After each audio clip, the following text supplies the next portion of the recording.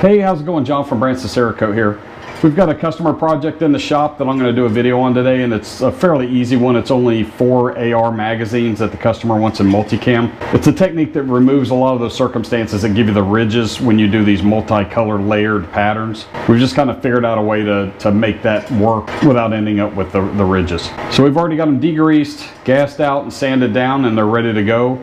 Our first color is going to be graphite black, and I'll do like I did in one of the videos recently where I put the arrows in there to let you know what color we're spraying next. Once it's all coated, tacked out, in and out of the oven, stenciled, ready to go, once it's done, it's going to go in the oven for an hour at 300, and then we're going to go ahead and clear coat those with MC 157, the matte clear at the end of that. Let them air cure for about 5 days, and then we'll ship them back off to the customer. Before I wrap it up, I want to give a quick shout out to our friend Rob over at 2A Tactical in Barrington, New Hampshire.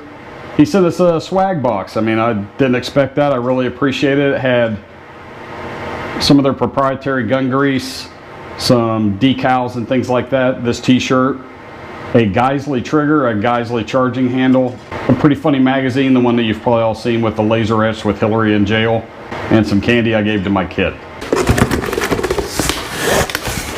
Oh God. Don't judge me. I'll put pictures of all that at the end with the pictures of the project, so stay tuned at the end to check those out. That'll be the last of the talking on the video, so as always, don't forget to like, subscribe, comment, and share, and check us out at BransonCerakote.com for all your stencil needs. Have a great day.